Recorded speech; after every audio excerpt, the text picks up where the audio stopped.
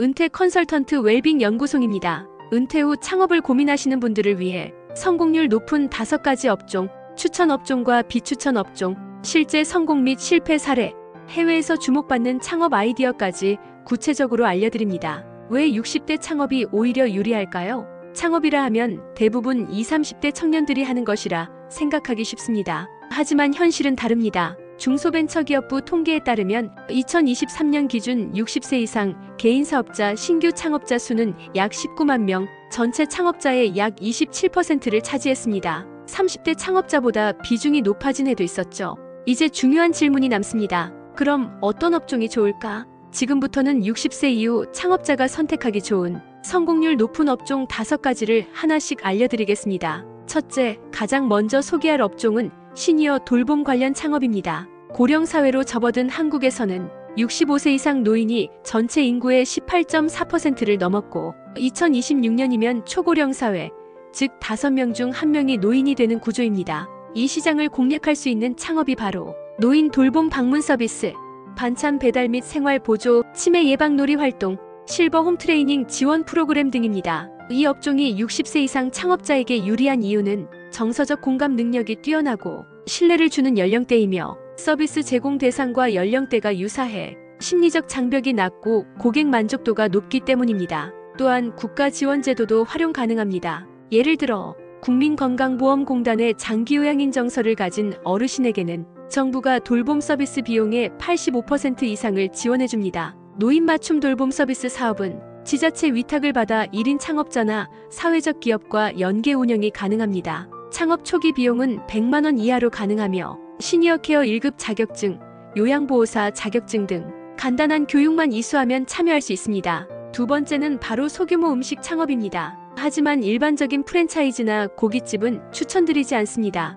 이유는 명확합니다. 창업 비용이 5천만 원 이상 듭니다. 임대료와 인건비 부담이 큽니다. 대형 업체와 경쟁해야 합니다. 대신 60세 이후 창업자에게 추천하는 업종은 반찬 가게, 김밥 분식 전문 테이크아웃 가게, 아파트 밀집 지역 소형 간식 가게입니다. 이 업종의 핵심은 정성, 손맛, 단골 유치 전략입니다. 특히 50에서 70대 여성 창업자의 경우 자연스럽게 고객과의 대화가 잘 통하고 믿고 먹을 수 있는 가게라는 인식이 강하게 작용합니다. 아침 시간에만 운영하는 반찬 카페도 인기를 끌고 있습니다. SNS 마케팅이 아니라 아파트 단지 게시판 단골 카드 적립 등이 효과적입니다. 창업 비용은 300만 원에서 700만 원 선으로 가능하며 간단한 조리도구, 포장기, 냉장고만 있으면 충분합니다. 세 번째는 중고 물품 리셀 창업입니다. 이 업종의 장점은 초기 비용이 거의 들지 않는다는 점입니다. 스마트폰만 있어도 스마트 스토어, 번개장터, 당근마켓, 쿠팡 마켓플러스 등을 통해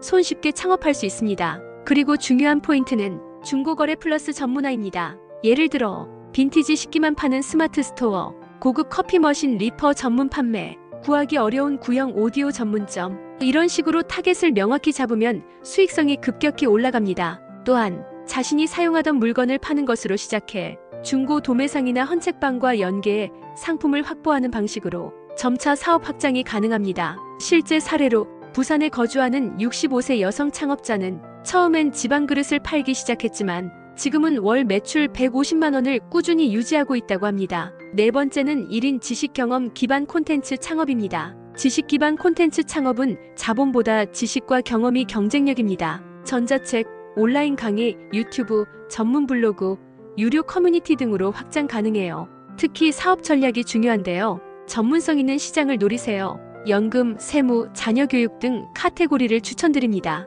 그리고 콘텐츠 패키지화를 하세요. 10분 강의 나눔 등으로 세분화하면 타겟층에 따라 카테고리를 나눠 다양하게 판매를 할 수 있습니다. 요즘 SNS 활용도 꼭 하셔야 합니다. 카카오 채널이나 인스타그램 연동 후 무료 샘플 제공 등과 같은 이벤트를 하면 드리는 자본에 비해 홍보 효과가 큽니다. 자동 수익 구조 형성에서 초기에는 투자하시고 꾸준히 운영하는 방향으로 사업하실 수 있어요. 실제 사례로 전직 교사였던 60대 후반 김선자 씨는 자녀 진로 상담 온라인 콘텐츠를 출간한 후 월 100만 원 수준 수익을 안정적으로 유지 중입니다. 다섯째, 반려동물 관련 창업입니다. 반려동물 시장은 2024년 기준 약 7조 원 규모로 성장 중이며 60대 시니어 펫시터에 대한 수요도 점점 커지고 있습니다. 펫시터 산책대행, 반려동물 간식 제작 판매 등이 유망합니다. 펫산업협회 자격증, 온라인 수업, 유튜브 채널 운영 등을 준비하면 좋습니다. 실제 사례로 62세 박정혜 씨는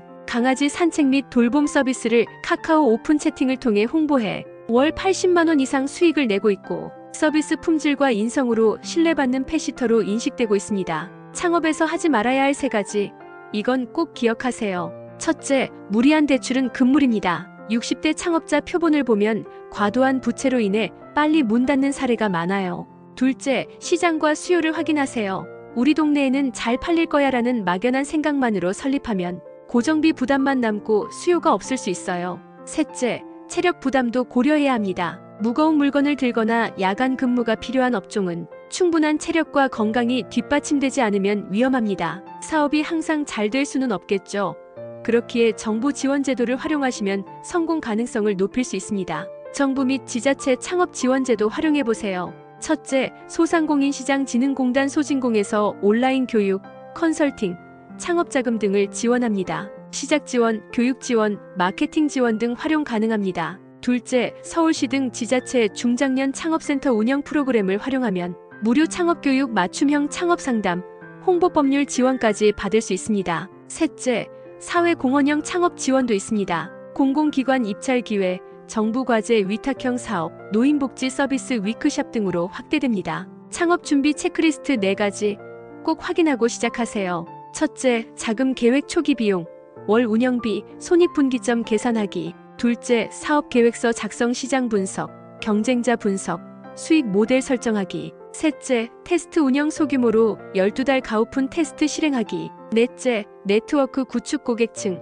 지역 커뮤니티, 동문회 등과 연결하기. 그렇다면 최고의 추천 업종은 무엇일까요? 저는 돌봄 케어 서비스 업종을 가장 추천합니다. 한국은 이미 초고령 사회로 진입했고 관련 시장 규모는 매년 2자릿수 성장 중입니다. 특히 정부가 장기요양보험과 노인 맞춤 돌봄 서비스로 이 업종에 무게를 싣고 있기 때문에 사업 안정성이 높습니다. 실제로 스마일 시니어 같은 플랫폼은 전국의 요양기관과 연계하며 사업을 안정적으로 확장하고 있고 매월 수백 명의 시니어가 서비스를 이용합니다. 돌봄 케어 서비스를 진입해야 하는 3가지 포인트가 있습니다. 첫째, 초기 비용은 100만 원 이하로 자격증 요양보호사, 시니어 케어 1급 취득 후 시작이 가능합니다. 둘째, 정부 위탁 사업 참여로 안정적인 매출 및 사회적 인정도를 얻을 수 있습니다. 셋째, 신용과 연령대의 유사성으로 고객 신뢰도가 높습니다. 경기도에서 창업한 박모 씨 63세는 요양보호사 자격증 6개월 준비 후 플랫폼으로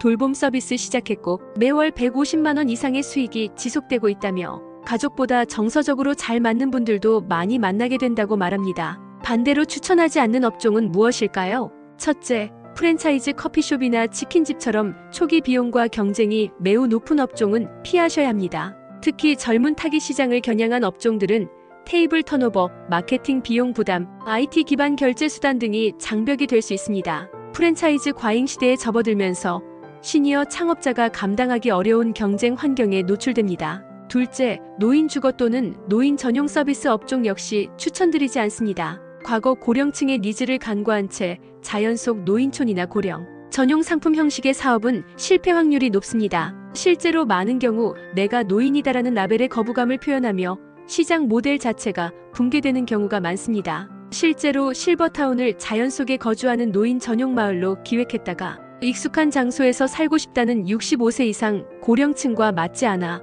실패로 이어졌습니다. 요즘 해외에서 떠오르는 창업은 무엇이 있을까요? 첫째, 시니어 전용 비서 서비스입니다. 일본, 유럽에서 시니어의 정보구매 병원 예약 등을 지원하는 시니어 전용 비서 플랫폼이 증가 중입니다. 국내도 시니어들의 온라인 정보 활용 증가에 따라 올해와 같은 대행 및 전담 서비스 수요가 상승할 것으로 기대됩니다. 둘째, 스마트 복지기기 유통 사업입니다. 프랑스베드 등 일본의 스마트 전동 침대, 낙상 예방 매트의 국내 수입 및 렌탈이 활발해지고 있습니다. 복지용구 렌탈 시장은 향후 고령화와 함께 급속 성장할 분야입니다. 셋째, 창직 트렌드입니다. 해외에서는 시니어가 자신의 경험을 바탕으로 유니크한 직업을 직접 만들거나 리브랜딩하는 창직이 주목받고 있습니다. 예시로 숲치유 강사, 스마트 장의사, 도시농업가 등이 있습니다. 국내 노인 대상의 새로운 청년형 모델로 확장 가능성이 큽니다. 시장은 이미 준비되어 있습니다. 초기 비용 없이 지식과 경험만으로 시작 가능합니다.